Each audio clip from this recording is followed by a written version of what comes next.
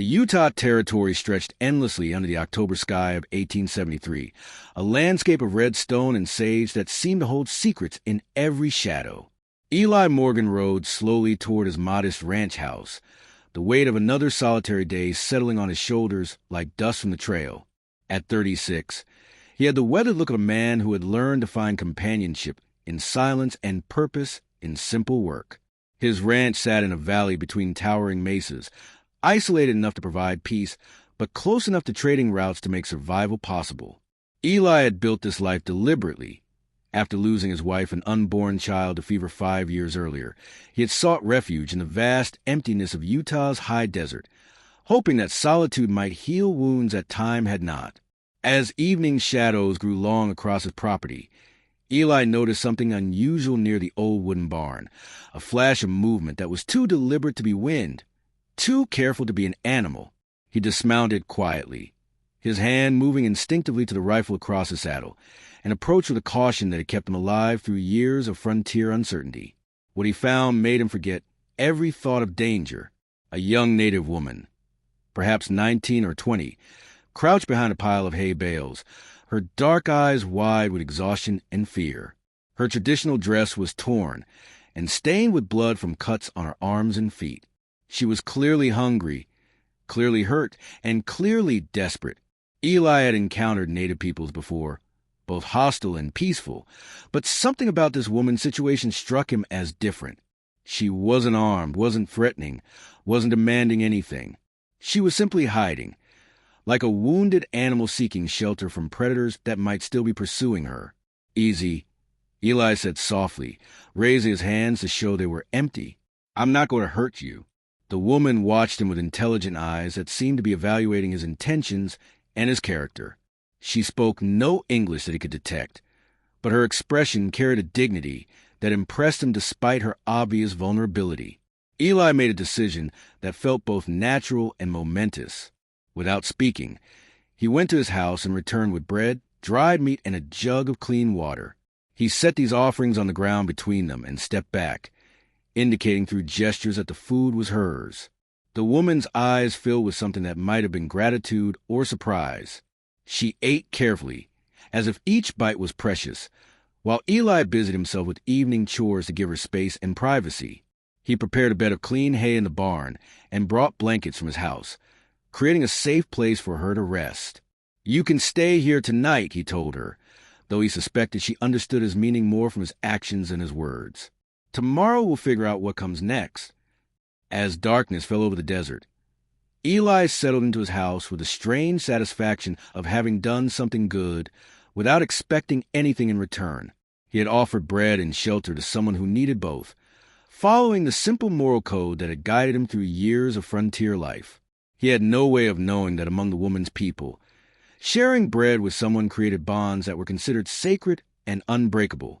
He had no understanding that his simple act of kindness had just established obligations and relationships that would transform both their lives according to traditions older than any white settlement in Utah Territory.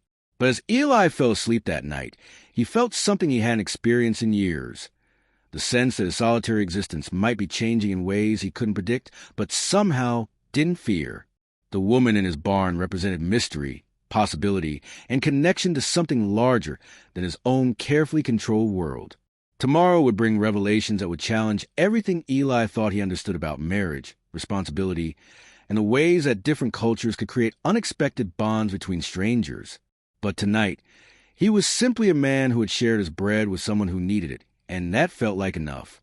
The stage was set for a confrontation between worlds, but also for the possibility that two people from very different backgrounds might find in each other exactly what they had been seeking without knowing they were searching. Dawn brought sounds that Eli had never heard on his isolated ranch. The soft rhythm of many horses approaching, the low murmur of voices speaking in a language he didn't understand, and the unmistakable presence of organized authority. Through his window, he could see perhaps 20 native riders arranged in a formal semicircle around his barn, their faces painted and their weapons visible but not threateningly displayed. Eli dressed quickly and stepped outside, his rifle in hand, but pointed toward the ground in a gesture he hoped would be interpreted as defensive rather than aggressive. The riders were clearly Ute, dressed in traditional clothing that spoke of important tribal business rather than war or raiding. An elderly man, distinguished by elaborate decorations and the deference shown him by the other riders, dismounted and walked slowly toward Eli. His weathered face carried the authority of someone accustomed to making decisions that affected entire communities, and his dark eyes studied Eli with careful evaluation. "You are the white man who shelters our daughter," the elder said in heavily accented but clear English. "I found her hurt and hungry," Eli replied honestly. "I gave her food and a place to sleep. Nothing more." The elder nodded as if this confirmed information he had already received. "She is called Ayanna. She is daughter of important family, promised in marriage to powerful leader of neighboring band." Eli felt his stomach tighten as he began to understand the complexity of the situation he had stumbled into. She was running away from a marriage? Marriage that would bring peace between our peoples, the elder confirmed. Marriage that she refused, bringing shame to her family and anger to the man who was promised her. Before Eli could respond, Ayanna emerged from the barn, walking with quiet dignity despite her obvious injuries. She had braided her long hair and arranged her torn dress as neatly as possible, but her chin was raised with determination that made her appear far older than her years. She walked directly to Eli's side and spoke to the elder in rapid Ute, her voice carrying conviction and authority that surprised everyone present. The elder's eyebrows rose as he listened, and several of the mounted warriors exchanged glances that suggested they were hearing something unexpected. "What is she saying?" Eli asked, though he suspected he might not want to know the answer. The elder studied both Eli and Ayanna for a long moment before responding. "She says that you have become her husband according to our oldest laws. She says that when you shared bread with her and gave her shelter, you performed marriage ceremony that our people have recognized for many generations." Eli felt the ground shift beneath his feet as the implications of this revelation sank in. "But I didn't know. I was just trying to help someone who needed it." "Ignorance of our ways does not change what was done," the elder replied, but his tone suggested sympathy rather than condemnation. "According to our traditions, when man provides food and shelter to woman who accepts his protection, they become bound together as husband and wife." Ayanna spoke again, her words directed toward Eli even though he couldn't understand them. The elder translated with what might have been approval. "She says you showed her more kindness in one evening than the man her family chose had shown in months of courtship. She says you treated her as a person deserving respect rather than property to be acquired." Eli looked at Ayanna, seeing in her face the intelligence and strength that had impressed him the night before, but also something that might have been hope. She was claiming him as husband not from desperation or trickery, but from genuine appreciation for the way he had treated her in her moment of greatest vulnerability. "And if I don't accept this marriage?" Eli asked carefully. The elder's expression grew grave. "Then she must return to the marriage her family arranged, or face exile from our people. And you," he paused significantly, "you will be seen as man who breaks sacred obligations, even if you made them unknowingly." Eli understood that he was being presented with a choice that would affect not only his own future, but the life and safety of the young woman who had somehow become his responsibility. She had fled from one unwanted marriage only to claim protection through another, but this time she was choosing her protector rather than having one impose upon her. "I need to understand what this marriage would mean," Eli said slowly. "What would be expected of me, of her, of both of us?" "It would mean what all marriages mean," the elder replied. "Partnership, protection, respect, care for each other's welfare. Our daughter will become part of your household, and you will become connected to our people." Ayanna stepped closer to Eli and spoke directly to him, her dark eyes earnest and hopeful, though he couldn't understand her words. He could hear the sincerity in her voice and see the quiet courage that had driven her to flee an unwanted marriage and then claim an alternative that offered dignity and choice. Eli found himself facing the most important decision of his life, with 20 armed warriors watching his every expression, and a young woman's future hanging in the balance of his answer. The silence stretched across the desert morning like a hell breath as Eli wrestled with a decision that would redefine everything he thought he understood about his life. 20 mounted Ute warriors waited with the patience of people accustomed to letting important matters develop at their own pace, while Ayanna stood beside him with quiet dignity that somehow made her seem like an equal partner rather than a supplicant. "I need to speak with her," Eli said finally, "to understand what she truly wants, not just what tradition demands." The elder nodded approvingly. Wise man seeks understanding before making promises that cannot be broken. He spoke to Ayanna in Ute, and she responded with words that carried evident intelligence and determination. The elder listened carefully before turning back to Eli. "She says she will try to speak your language, though her words may be few. She learned some English from traders who visited our winter camps." Ayanna stepped closer to Eli, her dark eyes meeting his with directness that impressed him. When she spoke, her voice was soft but clear, each word chosen with obvious care. "You, good man," she said slowly. "You give food when I have nothing. You give shelter when I have nowhere. You see me as person, not thing to be owned." Eli felt something tighten in his chest at the simple honesty of her words. "I couldn't do anything else," he replied gently. "It was the right thing to do." "The man my father chose," Ayanna continued, struggling with the English words but persisting with evident determination. "He see me as prize to be won, thing to make him powerful among our people. He does not ask what I want. He does not care if I am happy." She paused, gathering her thoughts before continuing. "With you I choose. Not my father, not tribal leaders, not tradition that makes women into things to be traded. I choose." The power of that single word, choose, resonated in the morning air with implications that went far beyond the immediate situation. Ayanna was claiming the right to determine her own future, using Ute tradition itself to escape from other aspects of that same tradition that would have denied her agency. "But you don't know me," Eli pointed out. "You don't know what kind of husband I would be, what kind of life we might have together." Ayanna considered this seriously before responding. "I know you feed hungry person without asking for payment. I know you give shelter without asking for favors. I know you speak to me like I have mind that thinks, not just body that serves." She gestured toward the mounted warriors. "These men respect you because you show respect. They see you are not like traders who cheat, not like soldiers who take. They see you are a man of honor." Eli understood that he was being evaluated not just by Ayanna, but by her entire community. His response to her presence, his treatment of her vulnerability, his behavior in this moment of cultural collision, all of it was being weighed against standards he barely understood, but somehow felt obligated to meet. "If I agree to this marriage," Eli said carefully, "what would change? For you, for me, for the life we would build together?" The elder stepped forward to translate this question, and Ayanna's response was longer and more animated than her previous careful English phrases.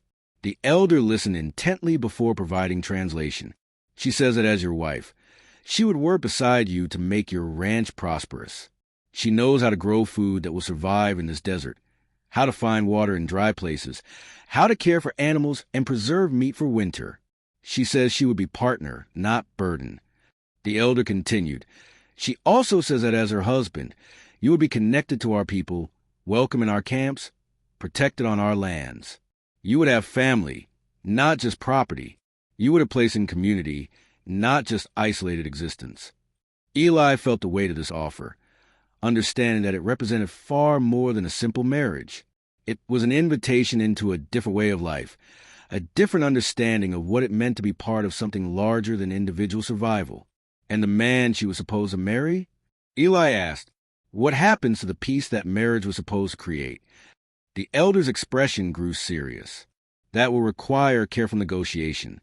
He is a proud man who does not accept rejection easily. But our laws are clear. Forced marriage against women will bring bad medicine to entire community. Better to honor ancient traditions than newer political arrangements." Ayanna spoke again, her words directed toward Eli with evident urgency. The elder translated with what seemed like approval. "She says she would rather face whatever dangers come from defying the arranged marriage than live in bondage to man who sees her only as possession. She says freedom with uncertainty is better than security without choice." Eli looked into Ayanna's eyes and saw there the same courage that had driven her to flee into the desert rather than accept a marriage that would have denied her dignity. She was asking him to be not just her husband, but her partner in creating a life built on mutual respect rather than cultural obligation. The decision forming in Eli's mind felt both terrifying and inevitable. The morning sun climbed higher over the Utah desert as Eli made the decision that would transform his solitary existence into something he had never imagined possible. Looking into Ayanna's hopeful eyes and seeing the quiet strength that had carried her through her desperate flight, he felt certainty settling over him like something he'd been unconsciously seeking for years. "I accept this marriage," Eli said solemnly, addressing both Ayanna and the elder. "Not because tradition demands it, but because I choose to honor the bond we've created and build something good from it." The relief that crossed Ayanna's face was immediately replaced by something deeper, a kind of gratitude mixed with determination that spoke of her understanding that this was not an ending, but a beginning that would require work and commitment from both of them. The elder nodded with evident approval. "You speak wisely. Marriage is not ceremony that ends, but partnership that grows stronger with time and shared effort." What followed was unlike any wedding ceremony Eli had ever witnessed. The Ute warriors dismounted and formed a circle around Eli and Ayanna, creating sacred space according to traditions that connected this moment to countless generations of marriages that had created and sustained their people. The elder produced items that clearly held special significance: a length of woven rope, 2 pieces of carved stone, and a small clay vessel filled with what appeared to be cornmeal mixed with other substances Eli couldn't identify. "In our tradition," the elder explained as he began the ceremony, "marriage is not joining of 2 separate lives, but recognition that 2 spirits have chosen to walk same path together." The rope was used to symbolically bind Eli and Ayanna's hands together, while the elder spoke in Ute words that carried the rhythm and power of prayers that had been repeated for centuries. Though Eli couldn't understand the language, he could feel the solemnity and significance of what was happening. Ayanna translated portions of the ceremony in her careful English. "He asks spirits of earth and sky to bless our partnership. He asks that we be given wisdom to solve problems together, strength to protect each other, and patience to learn from each other's ways." When it came time for them to make their own promises, Eli found himself speaking words that came from deeper conviction than he had expected. "Ayanna, I promise to be your partner in all we do together. I promise to respect your knowledge and your customs, to protect you as you have chosen to trust me, and to work with you to build a life that honors both our peoples." Ayanna's response, delivered in her own language but translated for Eli's understanding, carried equal weight and sincerity. "Eli, I promise to work beside you as equal partner. I promise to bring the wisdom of my people to our marriage, to help you understand the connections between all living things, and stand with you as we face whatever challenges come to those who choose love over convention." The ceremony concluded with sharing of the cornmeal mixture, symbolic food that represented the commitment to share all resources and responsibilities as one family. As Eli tasted the unfamiliar but pleasant mixture, he understood that he was participating in something that would bind him not just to Ayanna, but to her entire community. "Now you are married in the eyes of our people," the elder announced. "But you must also understand what this means for the larger concerns that brought us here." Over the next hour, as the warriors prepared to return to their village, Eli learned more about the political complexities his marriage had both solved and created. Ayanna's rejected suitor, a war leader named Mateo, commanded significant influence among the Ute bands and would not accept this development without attempting to salvage his damaged pride. "He will likely challenge your right to marry our daughter," the elder warned. "Our laws support her choice, but he may seek to prove that you are unworthy of the honor you have been given." "What kind of challenge?" Eli asked, though he suspected he might not like the answer. "Tests of character, skill, knowledge," the elder replied. "Demonstrations that you can provide for wife, protect family, contribute to community welfare. He will hope to prove that you are just another white man who takes what he wants without understanding what he has received." Ayanna spoke urgently to the elder, and his response seemed to satisfy her concerns. He turned to Eli with what might have been amusement. "Our daughter reminds me that you have already demonstrated good character by caring for stranger without expecting reward. She believes you will meet whatever challenges come with same honor you have shown thus far." As the wedding party prepared to depart, the elder offered Eli final counsel that would prove crucial in the weeks ahead. "Marriage between our peoples requires patience and willingness to learn. Your wife knows much that will help you survive and prosper in this land. but you also have knowledge and skills that will benefit our people. True partnership means both teaching and learning. Eli watched the warriors ride away across the desert, understanding that he had just committed himself to relationships and responsibilities that extended far beyond his ranch boundaries. But looking at Ayanna as she began organizing their household according to her own understanding of married life, he felt optimism rather than apprehension about the future they would build together. In the weeks following their marriage ceremony, Eli discovered that life with Ayanna meant constant education in ways of understanding the world that white civilization had never taught him. Every day brought new insights into how the Ute people approach relationships between humans and the land, between individual needs and community welfare, between immediate survival and long-term prosperity. Ayanna proved to be a partner whose knowledge complemented Eli's ranching experience in ways that improved everything they touched. She showed him plants that could be cultivated to provide food during drought years, techniques for reading weather patterns that allowed better timing of agricultural work, and methods of preserving meat that didn't require precious salt or ice. Your people work against land, Ayanna observed as they worked together to repair a section of fence damaged by flash flooding. My people work with land, better to understand why water flows where it flows, then build where water wants to build. Eli found himself genuinely fascinated by these different approaches to practical problems. "Show me what you mean," he said, and spent the afternoon learning how to read subtle signs in terrain that indicated the safest and most efficient places to construct buildings and barriers. Their personal relationship was developing into genuine partnership and growing affection, but Eli was also discovering that marriage to Ayanna meant accepting responsibilities to her extended family and community that he had never anticipated. "My cousin will come tomorrow," Ayanna announced one evening as they prepared their meal together. "His horse is sick, and he needs help to reach winter hunting grounds." Eli had learned enough about Ute customs to understand that this wasn't a request, but an obligation that came with his marriage. "What kind of help does he need?" "Medicine for his horse. Maybe loan one of ours until his animal recovers," Ayanna explained. "Among our people, family helps family. Now you are family." The visit from Ayanna's cousin proved to be both educational and challenging for Eli. The young warrior, called Ciala, spoke limited English but possessed vast knowledge about animal health and desert survival that impressed Eli with its practical sophistication. "Your husband learns quickly," Ciala told Ayanna in English, clearly intending for Eli to understand evaluation. "He listens instead of talking. Good sign for white man." But the visit also brought disturbing news about Mateo, the war leader whose marriage proposal Ayanna had fled to avoid. "He gathers warriors from 3 bands," Ciala reported with obvious concern. "He says white man has stolen Ute woman through trickery. That marriage is insult to our people that must be answered." Eli felt cold certainty settling in his stomach. "He's planning to challenge our marriage directly?" "He plans to prove you are unworthy of the honor you have received," Ciala confirmed. "He will demand tests that he believes white man cannot pass. Tests of courage, wisdom, generosity, knowledge of our ways." Ayanna's response to this news was immediate and fierce. "Let him come," she said with conviction that surprised both men. "Eli has already shown more honor than Mateo ever has. Any test of true character will prove who is worthy husband." Over the following days, as word spread to the region about the coming confrontation, Eli found himself receiving unexpected support from sources he had never considered. Dr. Harrison, the traveling physician who served scattered ranches and settlements, stopped by with medical supplies and encouragement.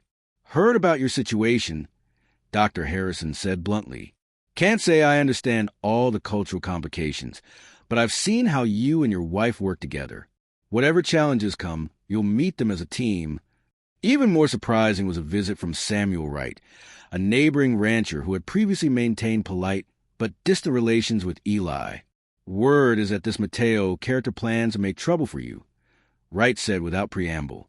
"While I don't pretend to understand Indian customs, I know good neighbors when I see them. If you need help, you'll have it." Eli realized that his marriage to Ayanna had changed not only his relationship with her people, but his standing within the scattered white community as well. Some neighbors clearly disapproved, but others seemed to respect the courage and commitment he had shown. "They see that you choose difficult path because it is right path," Ayanna observed when Eli told her about these offers of support. That is how you prove worth, not through boasting or threatening, but through actions that show good heart. As autumn deepened into winter, Eli and Ayanna used the time before Mateo's expected challenge to strengthen both their practical partnership and their emotional bond. They worked together to improve the ranch, to learn each other's languages and customs, and to prepare for whatever tests might be demanded of their marriage. "I'm not afraid of the challenges," Eli told Ayanna one evening as they sat together watching the sunset paint the distant mesas in shades of red and gold. "Whatever he demands, we'll face it together. That is why you will succeed where you would fail," Ayanna replied with quiet confidence. "He thinks marriage is about owning someone stronger than yourself. You understand that marriage is about becoming stronger together." The stage was set for a confrontation that would test not only Eli's worthiness as a husband, but the fundamental question of whether love chosen freely could triumph over arrangements imposed by tradition and pride. The confrontation came with the first snows of winter, when Mateo arrived at Eli's ranch with a dozen warriors and the formal authority of 3 tribal councils behind him. The war leader was an imposing figure, tall, powerfully built, decorated with symbols of his military achievements, and carried himself with the arrogance of someone accustomed to having his demands met without question. "White man," Mateo announced in accented but clear English, "you have taken what belongs to me through trickery and ignorance. I demand the right to test your worthiness according to our laws." Eli had been expecting this moment for weeks, and he met Mateo's challenge with calm determination. "I accept your right to test me," he replied formally.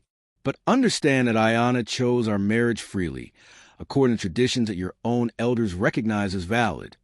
The tests that followed were unlike anything Eli had ever experienced.